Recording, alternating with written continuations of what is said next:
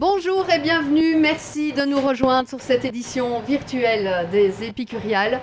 Vous le savez, c'est un événement gastronomique inédit qu'on vous propose. Tout au long de ce long week-end, on vous a permis de rencontrer des chefs, de pénétrer dans leur cuisine, de voir leurs recettes.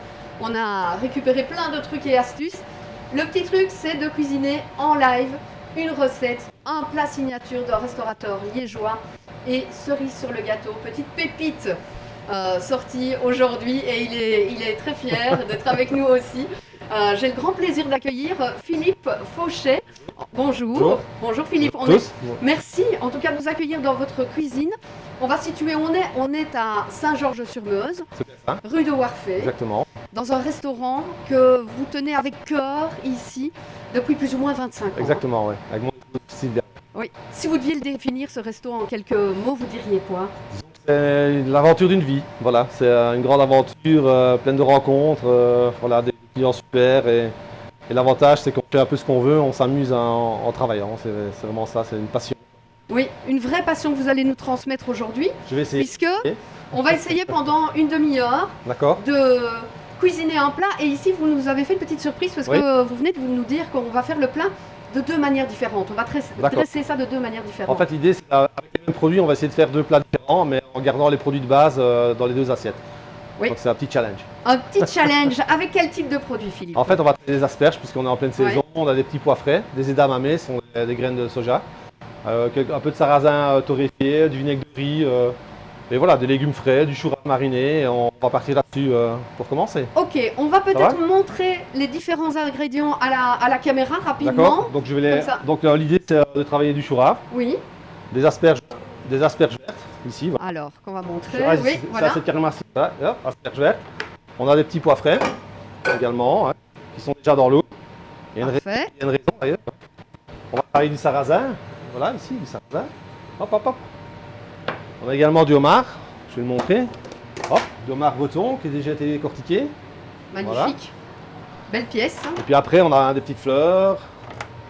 Voilà, des petites fleurs, des edamame. Et puis encore plein de petites choses qui vont arriver en dressant et en préparant. Alors pourquoi le choix de cette recette, Philippe? Parce que déjà à la base je travaille beaucoup de légumes, moi j'adore les légumes et puis les légumes c'est la fraîcheur, c'est le croquant, c'est vraiment ce qu'on a envie de manger à l'heure actuelle même si le temps n'est pas avec nous. Voilà, moi j'ai toujours travaillé beaucoup de légumes, c'est ma passion des légumes quoi. Voilà, et on invite tout le monde, si vous avez des commentaires, si vous avez des questions à poser à Philippe tout au long de cette recette, vous n'hésitez pas, vous nous envoyez tout ça en commentaire sur le Facebook Live des Épicuriales virtuelles. Donc vous n'hésitez pas, on va démarrer tout de suite cette recette. C'est parti, on y va. Donc on va commencer avec un chou rave mariné qu'on va dérouler avec une mandoline japonaise.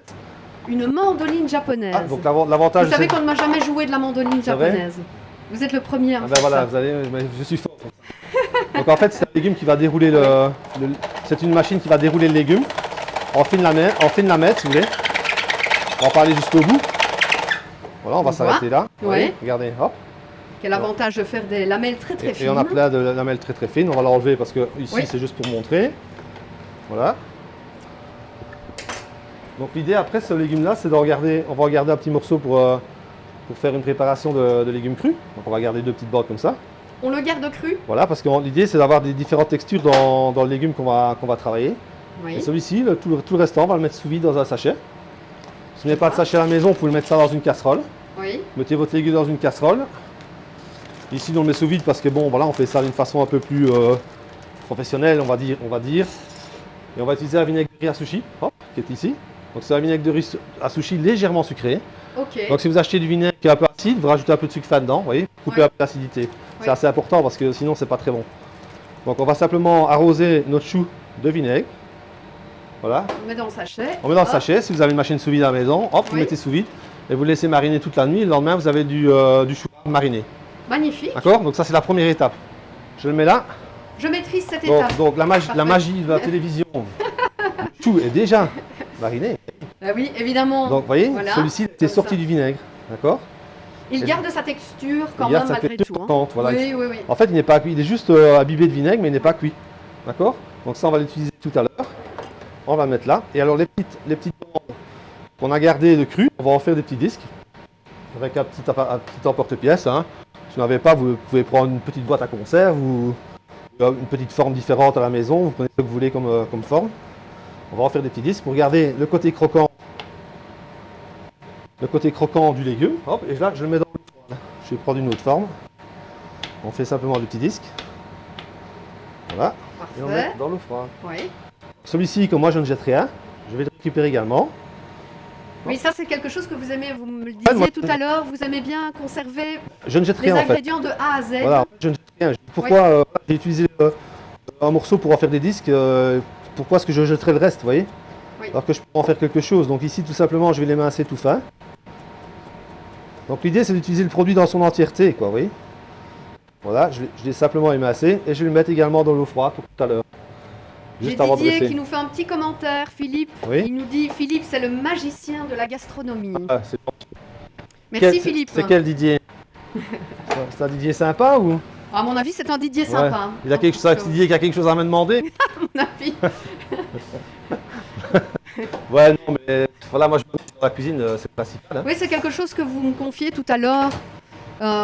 Vous cuisinez vraiment avec cœur et vous, ce qui importe, c'est évidemment le goût, mais aussi conserver les aliments, ne rien En jeter. fait, voilà, j'essaie d'épurer mon travail, quoi, en fait. J'essaie de ne plus amener des choses inutiles dans l'assiette. Donc c'est vraiment aller au principal, à la cuisson, à l'assaisonnement, à la texture, vous voyez, sans Et devoir c'est mettre. ça qui est difficile justement. C'est Ben, en d'arriver. fait, plus c'est simple, plus Plus c'est c'est difficile. simple, plus c'est Parce difficile. que forcément, si vous avez beaucoup de choses dans l'assiette, il y a toujours quelque chose qui va vous plaire, vous voyez. Oui. Donc là, la difficulté, c'est de travailler le produit le plus naturellement possible, avec l'assaisonnement juste et surtout la cuisson juste. Donc là, j'ai émincé des petites asperges vertes, vous voyez, accrues. Oui. On va les mettre simplement dans un poêlon. On va mettre un petit peu d'eau salée dessus. Je vais vite chercher de l'eau, j'arrive. Il y a Annette qui est impressionnée par votre mandoline japonaise. Oui. Je pensais qu'elle était impressionnée par moi, mais apparemment, Non, c'est votre mandoline la japonaise. mandoline a fait plus d'effet. Déception. Donc, on va saler notre petites asperges. Donc, vous voyez, je démarre à froid, il n'y a pas de problème parce que la cuisson, c'est tellement rapide Oui. que l'ébullition va arriver directement. Et vous allez les laisser combien de temps? Une minute? Une minute. Une minute vraiment pour garder le côté croquant de l'asperge, vous voyez. Alors là, tout à l'heure, j'ai un petit peu triché. J'ai cuit des asperges blanches à la Oui. vapeur. Ici d'ailleurs.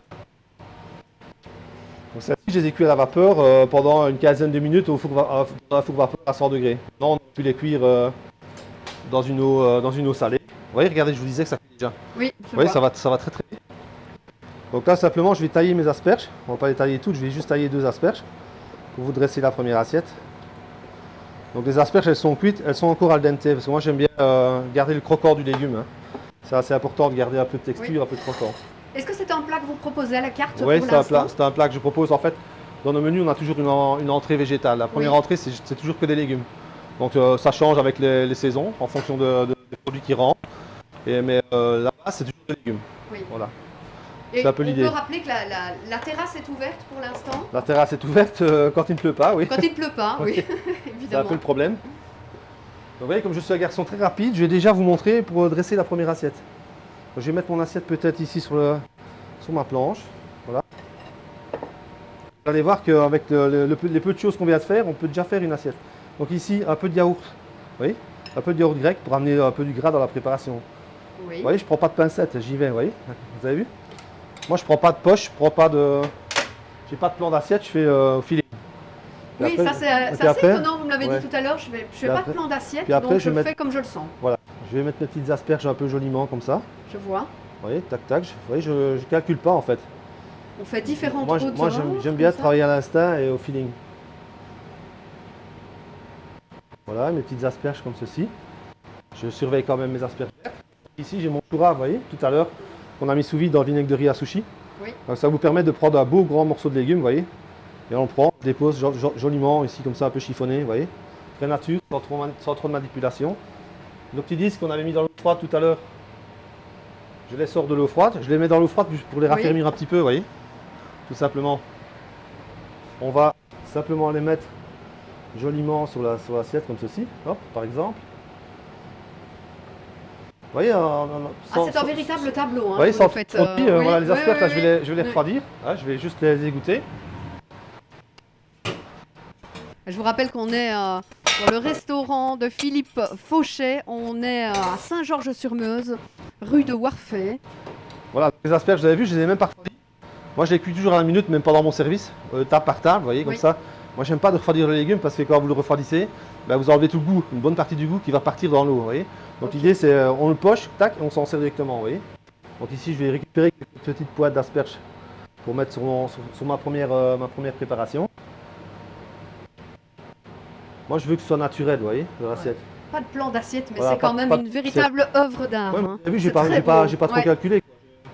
C'est un peu ressenti, quoi, vous voyez. Hop, voilà, cela, ce sera pour tout à l'heure.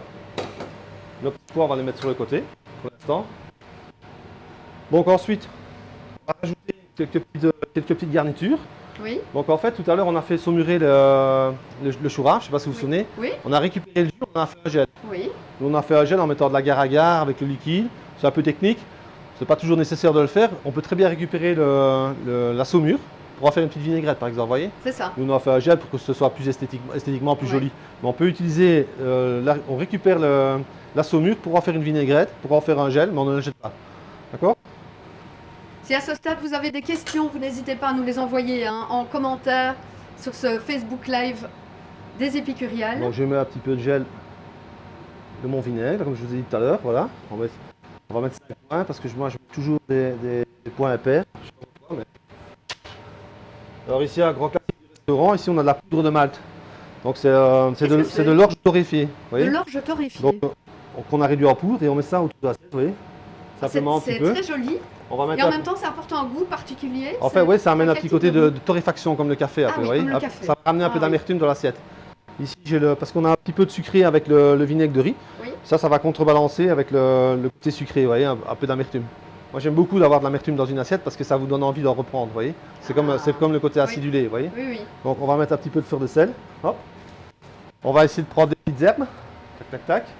Ah, et on apporte de la couleur. Donc ici, des petites fleurs, hein, c'est pas ma spécialité, mais voilà, pour l'instant, on en a dans le jardin. On va en mettre juste une ou deux. Voilà. J'ai Annette qui nous demande quelle dose d'agar-agar pour le gel. Bon, en fait, je mets 1 gramme par 10 centilitres de liquide. Pour tous les gels, c'est toujours la même chose. Je mets 1 gramme d'agar-agar pour 10 centilitres de liquide. 1 gramme pour 10 centilitres. Voilà. Et vous mettez l'agar-agar à froid, vous faites chauffer. Une fois que ça frémit, vous l'enlevez du feu, vous laissez refroidir, puis vous mixez, vous avez un gel. C'est facile la cuisine, hein? Ah, ici, c'est clair que ça a l'air quand on vous entend, mais je suis sûre que ça ne l'est pas. Si, mais si. En fait, il faut être le plus simple possible. Ah, mais je peux vous dire que Philippe... Même si l'assiette paraît un peu sophistiquée, oui. Voilà, j'ai pas pris de pincette pour la faire, j'ai pas ma petite pince en inox. Vous voyez, et en direct, il n'a pas arrêté de me donner des trucs et astuces. Voilà, donc voilà un peu l'idée, une petite assiette végétale. Et on va terminer par le cachin. Le cachin, c'est du sarrasin en fait, vous voyez. C'est ça. Je vais montrer à la caméra. Donc il ici, porte un autre nom, vous avez une fois qu'il est... Là, c'est le sarrasin, une fois qu'il est grillé. Qu'il est grillé. Voilà, c'est toujours du sarrasin, mais on appelle ça cachin. Nous, on a une troisième version, qui est le sarrasin soufflé. Bon, c'est un peu plus technique parce qu'il faut cuire le sarrasin dans l'eau frémissante pendant 12 minutes. Tout à fait, oui. Ensuite, il faut le déshydrater. Oui. Et ensuite, il faut le faire souffler dans l'huile. Donc, au niveau technique, c'est un peu plus compliqué. Donc, si vous faites le sarrasin comme du cachin, ben, vous faites griller du sarrasin dans une poêle. Une fois qu'il est légèrement coloré, vous mettez quelques gouttes d'huile d'olive, quelques rayons de fleur de sel et vous avez un petit sarrasin croustillant quand même. D'accord? Donc, on va utiliser celui-ci. On va même utiliser les deux, comme ça vous allez voir un petit peu. Et là, ça va apporter la partie croquante. Voilà, donc vous avez l'acidité avec le petit gel, vous avez le croquant, l'amertume, la fraîcheur, le cru, le cuit, vous voyez. Et voilà, en fait, il y a tout. Donc, en fait, voilà, il y a tout. Il y a tout ce qu'on recherche au niveau des papilles. Alors maintenant, si vous avez une bonne huile d'olive à la maison, vous pouvez asperger d'huile d'olive. Oui. Nous, par exemple, on fait une petite huile verte ici. Ah oui, c'est une huile avec quoi ça? En fait, ici, c'est simplement de l'huile d'olive, une bonne huile d'olive de qualité, oui. Première pression à froid, il faut quand même pas prendre de l'huile d'olive de qualité. Oui, bien sûr. On a simplement mixé avec du persil cru et des épinards crus. Ah oui. Il n'y a pas de cuisson. On a juste mis un peu de sel. Et vous l'avez refiltré alors? Ensuite, on a filtré dans un filtre à café, vous voyez comme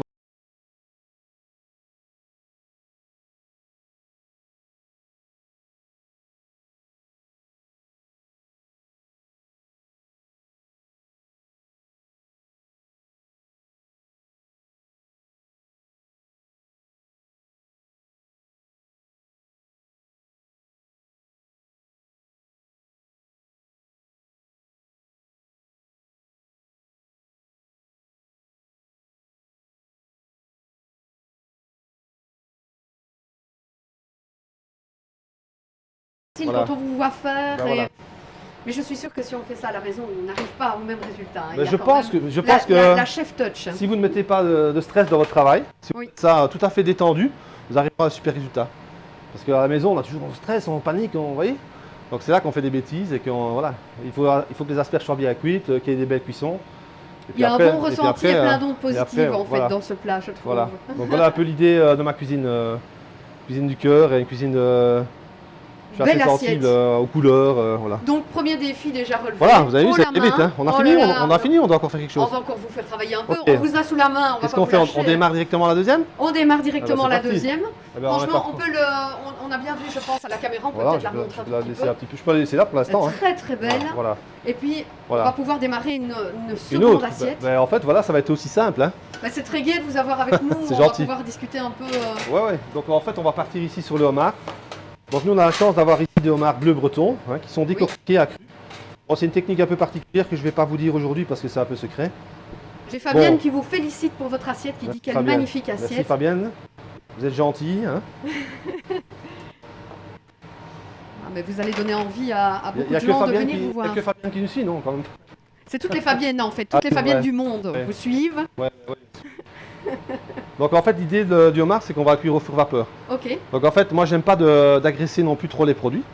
Donc le homard on va le cuire au four vapeur pour qu'il soit vraiment le plus simple, la plus simple cuisson possible.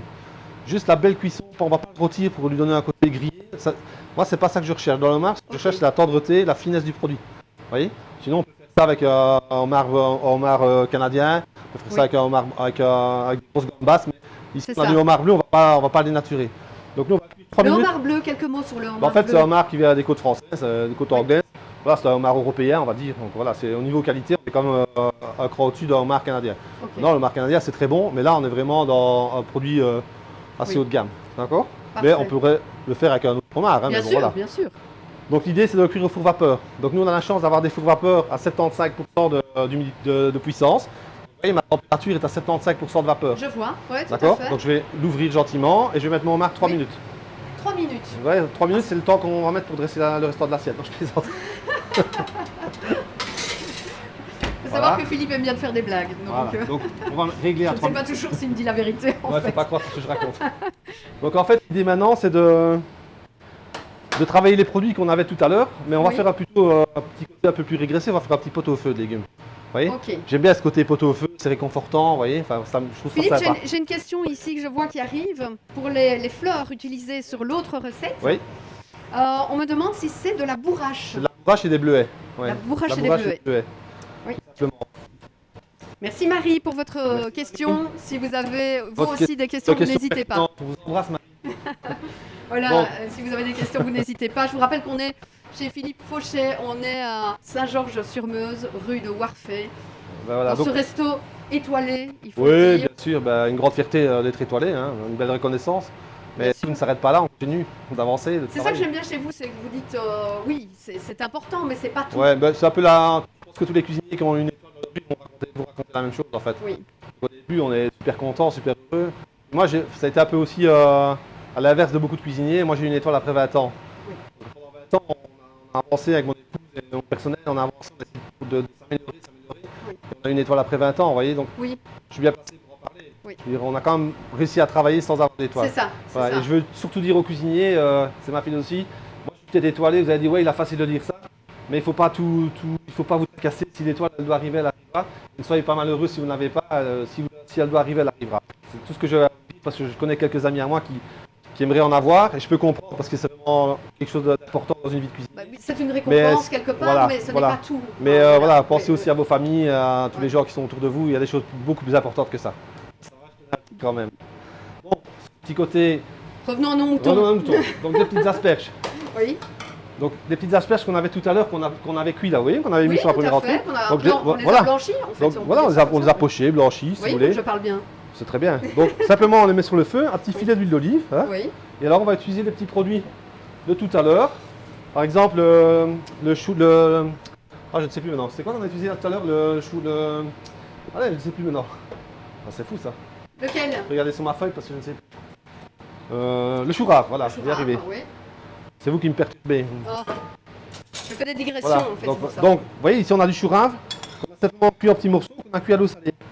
D'accord. Oui, oui, Donc oui. on va le mettre avec nos petits légumes, vous voyez, il est un peu Oui. translucide. Ah, c'est une autre Voilà. manière. Ouais, Une de autre le manière de préparer. cuisiner, mais avec les produits qu'on a fait la première entrée, on va faire un deuxième plat avec plus ou moins la même chose. Donc C'est on a très chouette parce que en fait, c'est des légumes qu'on a peut-être moins l'habitude de cuisiner. Le chou peut-être, rave, ouais, c'est vrai, c'est vrai. Alors que c'est très bon, c'est très bon. Ouais. Et ici on a nos petits pois frais, vous voyez. Alors je les ai, là ici pour la recette, je les ai enlevés du feu sans les refroidir. Moi je fais ça en début de service parce que j'aime pas, comme je vous ai expliqué tout à l'heure, j'aime pas les refroidir parce que je trouve que ça donne un autre goût. Donc vous voyez, l'idée c'est de les laisser dans l'eau parce que si vous les sortez de l'eau, ils vont commencer à triper, vous voyez. D'ailleurs on peut faire l'expérience, on peut en mettre un petit peu là-bas et vous verrez tout à l'heure, ceux qui ont été sortis de l'eau, ils vont commencer un petit peu à... Oui, oui, oui, je vois bien le style que ça peut détail, mais donner. pour avoir le petit pois bien rond. Bon, ici on est en début de saison, on pourrait imaginer d'enlever la peau qui est autour, vous voyez. Mais Oui. c'est pas nécessaire pour l'instant, quoi, vous voyez. C'est plutôt en fin de saison que le petit pois devient un Je peu ne plus verrai dur. plus les petits pois fripés de la même Voilà. façon. Je penserai à vous à chaque fois. C'est gentil. Donc on a mis nos petits légumes, j'ai mis un peu d'huile, on va mettre du sel, Ok. on va mettre du poivre. Voilà. Ici le poivre, les poivres ils sont tous torréfiés, donc c'est à dire que tous les poivres que j'achète, peu importe lequel, je les mets dans une poêle pendant 2-3 minutes et je torréfie. Ah, Donc ça permet de développer les arômes, de calmer un peu on peut faire l'intensité. ça chez soi, du Ouais, bien poivre sûr. noir qu'on Ouais, bien achète. sûr. D'ailleurs, on peut le faire, je vais vous montrer. Ça va nous prendre 10 secondes. Donc ici, dans ma boîte, j'ai un poivre noir Sarawak, donc un Oui. poivre vraiment traditionnel. Je vais prendre mon petit Et on poivre le entier. torréfie avant de le moudre Oh, et oui, on oui, peut oui. laisser torréfier une fois que c'est fait, c'est En fait. fait, l'idéal, c'est que vous torréfiez une bonne quantité et vous, Oui. vous mixez ce que vous avez besoin. Voyez. Ok. Ou alors, vous le mettez dans votre moulin à poivre, tout simplement. Donc, on met ça sur le feu pendant 3-4 minutes. Ça va commencer à fumer, on va mélanger gentiment. Puis Et on dé- après, on le remet dans son moulin à poivre et il Voilà. aura plus. Vous allez, saveur. vous allez- en fait, on développe les arômes, mais on enlève le côté agressif du poivre. Voyez. Ah, On fait ok. ressortir tous les arômes du poivre. Encore un petit truc, j'espère Voilà, que vous encore avez un bien truc. noté chez vous. C'est impressionnant. Et Ah, si à c'est ce astuce, stade quand vous même, avez des questions, vous n'hésitez pas, vous Ouais. nous envoyez ça Bon, sur le Facebook Live. Et puis si vous avez aussi des petits mots très sympas d'encouragement, si vous êtes venu chez Philippe Fauché et que c'est une expérience exceptionnelle pour vous, n'hésitez pas à nous communiquer ça et on transmet à Philippe. Donc voilà, ce que j'aime beaucoup aussi, c'est les edamame, c'est des fèves de graines de soja. Donc simplement, elles ont été blanchies et là par contre on a enlevé la peau. Sur les fèves des marais là, vous voyez. On a enlevé la petite peau qui est autour parce que c'est pas très joli et pas très bon ça peut faire. Donc ça je le mets vraiment à la fin de la cuisson. Ici on a un petit côté un peu gourmand, un peu Ah, croquant. les pignons peints, Ça, et là vous voilà. les avez fait mariner. Voilà, non en fait je les ai mis Enfin, dans l'eau en fait. Oui, c'est Donc, moi qui utilise les mauvais termes. Voilà, au lieu de les griller Oui. traditionnellement, moi je les mets dans l'eau pour essayer de retrouver le goût d'origine du pignon de pain. Quand on va le chercher dans la pomme de pain, on le prend, on le mange, il est frais, vous voyez. Donc l'idée c'est d'avoir un peu cette texture-là, ce côté un peu lacté, vous voyez, du pignon de pain. Pignons. Voilà, voilà. Alors qu'est-ce qu'on a encore? C'est déjà pas mal, hein? Patricia vous remercie pour le truc du poivre. Voilà. Elle dit vous super voyez, pour hop. le truc du poivre. Par contre je fais voler le pois. Hop. Donc voilà, nos petits légumes sont prêts, notre poivre il torréfie, il est déjà en train de fumer un peu. Et Mireille nous dit qu'elle salive à l'idée de voir le chou rave. On va rajouter, merci Mireille, on vous embrasse. On va rajouter une petite asperge blanche qu'on avait cuit tout à l'heure, vous voyez. Donc Oui. on reste toujours dans le même esprit d'utiliser les produits de la première entrée. C'est ça. Ouais. On ne gaspille On pas ne chez gaspille Philippe. pas. On va reprendre nos petits disques puisqu'on en a encore. Alors encore une petite astuce ici, vous voyez ici mon sel? Et ceci est à la carte aussi. Ouais, plus ou moins, ouais. Ça je le fais pour vous quoi. Voilà, Ah. il y a deux, trois choses. Il y a un peu des morilles en plus dans la préparation du restaurant, mais la base, l'esprit c'est le même. Là je vais sortir mon homard du four, vous voyez. Hop. Ils sont déjà cuits. Hop. Je vais mettre ici. Et alors ici, vous voyez, j'ai fait un sel de fleurs ah, je sais plus maintenant. C'est pas les capucines, ça. Non, c'est quoi encore ça? Je sais plus maintenant. Ah, celle-là, je les connais pas. La bourrache? Non. Ah, les bleuets. Les bleuets. Donc en fait, j'ai récupéré des pétales de bleuets Oui. que j'ai mis dans un mortier. Vous voyez, Oui. un mortier, c'est ça. Ouais, Je vais oui, je vois montrer, bien. voilà. Je vais montrer à la caméra, comme ça, si les gens veulent voir. Donc en fait, l'idée, c'est de défaire des pétales de bleuets, vous voyez.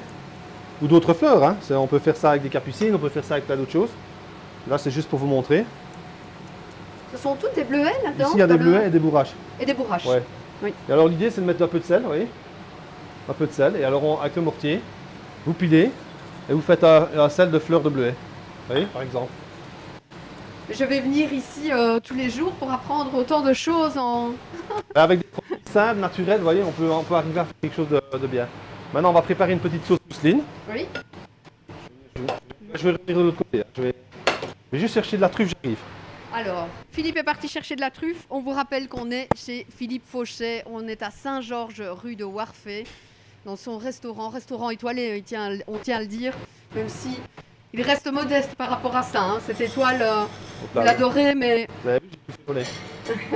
Bon, c'est pas grave, on va mettre de l'autre côté. On ne dira rien. Bon, évidemment, vous ne pouvez pas sentir le poivre à la maison, mais si vous sentez déjà, c'est fabuleux. Quoi, oui. Ah oui. Vous voyez la puissance qui... Clairement. Ah ouais, c'est vraiment super parfumé, donc ça, on va le garder. Comme je ne Comment jette rien. reparfumer son poivre, le torréfier. Donc là, tout à l'heure, je disais, vous voyez, avec un produit, on peut en faire deux. Oui. Donc, vous pouvez très bien faire un morceau de viande avec le poivre frais sans le torréfier. C'est ça. Sur l'autre morceau, vous mettez le poivre torréfié. Vous avez complètement deux goûts différents dans votre assiette avec le même produit. Je vous avoue que je vais tester ça chez Oui, moi. c'est ça qui est amusant. Donc là, maintenant, on va faire une petite sauce mousseline express. Ok. Avec du vinaigre de vin jaune, qui est ici. Voilà, je vais mettre à la caméra. Donc c'est un vinaigre de vin jaune du Jura. Si vous n'en avez pas, vous pouvez utiliser du vin de Jura. Vous voyez, c'est un vin qui est un peu oxydé, vous voyez, un peu oxydatif, qui goûte un peu la noix. Bien. Donc en fait, ouais, ça c'est froid. Donc l'idée c'est de faire une sauce mousseline complètement traditionnelle. Donc on va prendre des jaunes d'œufs. On va casser des jaunes d'œufs. Regardez, vous voyez ici c'est des œufs de mon don de neveu qui a quelques poules dans les Ardennes. Et dans celui-ci il y avait deux jaunes. Donc, vous avez une petite épicerie aussi ici? Oui, j'ai une petite épicerie. J'ai beaucoup de choses moi, mais je cache. Ça se mérite de venir ici. Hein. Ah oui, il y a beaucoup de choses à découvrir. Ouais, non, ouais, une cuisine absolument magnifique. Merci. Immense. Merci. On peut faire le tour en fait. C'est ça qui est drôle. La cuisine est plus grande que le restaurant en fait. Oui. C'est vrai, excusez-moi, je vais juste passer par là. Donc sauce mousseline, très simple. Pour un jaune d'œuf, on met 2 demi-coquilles liquides. Je vais le faire pour monter je vais le mettre ici pour monter au plan. Donc là j'ai mis 3 jaunes. Vous avez l'impression qu'il y en a 4, c'est parce qu'il y avait 2 petits jaunes dans une coquille. Donc on met pour un jaune d'œuf, c'est 2 demi-coquilles liquides. Donc forcément ici il y a 3 œufs, donc on met 6 demi-coquilles. Donc oui. 1, 2. Si je mettais avec du vinaigre, ce serait immangeable. Donc qu'est-ce que je vais faire? Je vais mettre de l'eau. Vous voyez? Okay. Donc je vais couper le vinaigre avec de l'eau. Donc ici j'ai de l'eau fraîche. Hop. 3 coquilles. 4. 5. 6 coquilles. Voilà. Et là vous avez la bonne base pour faire une sauce mousseline. Encore le petit truc. Voilà, le petit truc. Parfait, donc ça. on vous dit qu'une sauce mousseline ça va se faire sur un bain-marie, vous voyez. Moi je vais vous montrer qu'on peut la faire express sur un feu vif. Donc ici vous avez l'adduction, on va dire que l'adduction est à 7, vous voyez. Donc si vous mettez ça sur une flamme, vous mettez la flamme au minimum. Quoi. Ouais. Donc là simplement on va fouetter les jaunes d'œufs avec le vinaigre et l'eau, donc pour faire un sabayon. J'ai Pierre qui vous dit qu'il est accro à votre cuisine branchée. C'est gentil. Merci Pierre. Et merci à Didier, tout à l'heure c'était une blague. Hein. Donc vous voyez là ça commence déjà, si vous regardez sur le côté, là, vous voyez ça commence déjà à cuire, vous avez vu? Donc c'est parfait, oui. Donc la sauce mousseline je l'ai fait ça fait même pas une minute qu'elle est sur mon induction. Ah oui, c'est 30 secondes là. Donc j'ai pas peur de la faire cuire, vous voyez? Faut pas avoir peur de lui donner un peu de cuisson pour qu'elle ait un peu de texture. Oui, parce que de souvent, remuer tout le temps. Parce qu'à la maison ce qu'on a peur c'est de la trop la cuire. Oui. Et on a peur que ça coûte l'œuf. Et alors qu'est-ce qu'on fait? On la cuit pas assez justement. Donc quand vous mettez vos ingrédients dedans, votre sauce mousseline elle retombe. D'accord? Vous voyez, maintenant j'ai une texture de sauce mousseline. Attendez, je vais couper mon GSM parce que j'ai un porteur. Ah oui, c'est clair, à mon avis, c'est quelqu'un qui veut déjà réserver sa table. Donc maintenant, je mets du sel dans ma sauce mousseline. Oui. Je vais mettre un peu de poivre. Je cherche mon moulin. Si je ne le trouve pas, je vais mettre un autre poivre. Qui a pris le moulin de Philippe? Voilà, donc ici un petit peu de poivre torréfié. Oui. D'accord, je vais mettre du beurre. Alors normalement on dit qu'il faut mettre du beurre froid, mais mon beurre est toujours à température ambiante. Et pour vous donner les proportions, c'est une cuillère de beurre par jaune. Donc ici j'ai une cuillère et demie, on va dire. Hein. Oui. Moi je fais à l'œil, vous voyez. Voilà, là c'est comme si on avait mis 3 cuillères de beurre. D'accord? D'accord. Une jolie petite cuillère de beurre. Comme ça vous avez une base dans la tête. Alors ici j'ai de la truffe. Alors qu'est-ce que c'est cette truffe là? En fait moi quand c'est la saison de la truffe, comme on les pèle les truffes, vous voyez, je garde toutes les peluches. On va peut-être la montrer peut-être ici à la caméra. Donc en fait, voilà. Ici c'est de la poudre de truffe, mais la vraie truffe, c'est pas de la tapenade. On garde toutes les peluches, vous voyez, et on les met dans une machine qui nous permet de les conserver. Et alors on a une poudre de truffe, vous voyez. Et ça je vais mettre dans ma sauce mousseline, vous voyez. Ah vous mettez tout? Oui. Ouais, je vais mettre tout, hein. Faut que ça goûte. Voilà, je vais mettre ça là, mon petit pot là. Donc là, j'ai mis tous mes ingrédients et maintenant, je mélange pour incorporer mon beurre et ma truffe. Vous voyez? Oui. Voilà. Vous Oh, voyez? et ça sent bon. La différence, Ça sent on est super vraiment bon. sur une vraie truffe d'hiver. Ce n'est Oui. pas une tapenade. Oui. C'est pas du tout la même chose. Hein. Ah, c'est clair. Hein, Parce que souvent, les tapenades, ce sont des champignons qui sont mixés avec quelques arômes de truffe, vous voyez. Et vous voyez, la sauce moussine est jolie. Oh là. là là, et ça sent super bon. J'ai Goûtez. beau avoir le masque. Goûtez quand même. Vous me direz si c'est assez assaisonné. Il y a mon papa qui m'appelle, mais papa, je te rappelle, je t'aime. Je vais goûter pour voir un peu ce que ça donne. On va remettre un tout petit peu de sel. Et en fait, la truffe va diffuser, elle va arriver, vous voyez. Ouais. Donc en fait, l'idée de cette assiette-ci, c'est tout simplement le même principe que tout à l'heure. On a notre petit pot-au-feu de légumes, vous voyez, des légumes qu'on avait déjà préparés tout à l'heure. Oui, qui sont juste croquants. Hein. Juste très croquants, ouais, bien croquants. Voilà, on ne les a pas surcuits. Avec des pignons de pain. Avec des pignons de pain, voilà. De la fraîcheur, de la fraîcheur, de la fraîcheur. Voilà, on ne prend pas de pincette non plus pour dresser. Voilà, on va prendre le homard. Donc le homard, au lieu de le couper sur la longueur, ben moi voilà, j'aime bien de le couper un peu différemment. Voilà, des beaux médaillons. Vous avez choisi ce plat parce que c'est un plat que vous aimez préparer particulièrement? C'est un plat facile pour moi. Non, je plaisante. Non, parce que ouais, j'aime bien le homard en règle générale. Voilà, c'est montrer un peu des petites techniques de cuisson, ce genre de choses. Donc on va mettre un petit palais. Alors ce qu'on peut faire, c'est pas obligatoire, mais voilà, par exemple, je fais de la poudre de chou vert, vous voyez. Voilà, je mets une petite poudre de chou vert autour. Pas trop, Vous faites voilà. ça comment, la poudre de chou vert? On fait sécher des feuilles de chou et puis on les mixe. Ok. Tout simplement, vous voyez. Donc en fait, moi je mets jamais les sauces sur assiette. Donc, si je devais mettre ma sauce dans une saucière, pour faire plaisir à ma maman, par Pourquoi exemple. vous ne mettez pas sur l'assiette? Parce que je trouve que c'est amusant, mon personnel ou moi, souvent je vais en salle et c'est moi qui sauce, vous voyez. Oui. D'accord. Donc ici on va juste mettre quelques petites pluches, mais qui sont facultatives. Je les ai parce que je les ai, mais c'est pas obligatoire. Je veux dire, c'est pas ma spécialité de mettre des pluches sur tout. Mais voilà, je mets pour avoir une petite note de verdure, voilà, très nature. Je mets la petite fleur de sel, vous voyez, de fleurs de bleuet. Je vais rajouter encore des Ceci, petits bleuets. c'était des petits pois, en fait. C'est des germes de petits pois. Des germes de petits pois. En fait, en réalité, c'est des germes de pois chiches. Mais bon, tout le monde croit que c'est des petits pois. Mais... Et alors, je mets la béarnaise en saucière. Vous voyez. Voilà. Béarnaise, c'est un grand mot, mais c'est une sauce, la sauce moussine à la truffe. Ce qu'on peut faire, c'est en mettre un tout petit peu dans l'assiette. Juste pour faire un petit rappel. Oui, c'est très joli. Voilà. Alors, ce que j'aime bien, c'est le côté un peu... je mets la sauce, mais je la mets en faisant des tâches, vous voyez. Je vais prendre ma petite spatule tout à l'heure. Et je rappelle à ceux qui viennent de nous rejoindre qu'on est du côté de Saint-Georges, voilà, dans le restaurant de Philippe Fauchet. On est rue de Warfay. Et il est en train de nous préparer une assiette voilà, qui s'intitule comment? Qui s'appelle comment cette assiette? J'appellerais ça le petit pot de légumes de printemps et homard bleu, tout simplement. Oui. Et alors, vous voyez le chou rare qu'on a fait, on peut donner un peu d'acidité, on peut très bien mettre un petit morceau sur l'assiette, voilà. Ça ne gâche rien, ça n'abîme rien. Et voilà ma deuxième assiette. Magnifique. On a réussi à vous faire en maximum une demi-heure, on va dire, 2 dressages d'assiettes chez Philippe Fauchet qui ont l'air absolument exquises. Je vous remercie, Philippe. C'est moi, avec grand plaisir. Oui. Très heureux de vous recevoir. En espérant que les épicuriales continuent encore plein d'années. Bien et sûr. qu'on puisse enfin faire notre métier du mieux qu'on peut. Évidemment. Là ce n'est pas facile, non, mais un petit mot justement pour inciter tout le monde. Et voilà, une petite jeune fille. C'est les VIP de la journée, hein, parce que j'ai rappelé quelques minutes avec moi. Donc voilà, comme ça, elles sont mises à peu près, ces petites filles d'Didier. Ça va? Impressionné. Et un petit mot peut-être pour inciter tout le monde à venir chez vous. Et en tout cas un petit mot pour les personnes qui auront envie de venir. Chez moi, mais voilà, pensez aux restaurateurs et à tous les gens qui ont eu des difficultés cette période-ci. Et lâchez-vous et allez au restaurant et profitez, buvez des bonnes bouteilles et que la vie redémarre comme avant. Voilà, les épicuriales virtuelles se clôturent sur ce beau rendez-vous.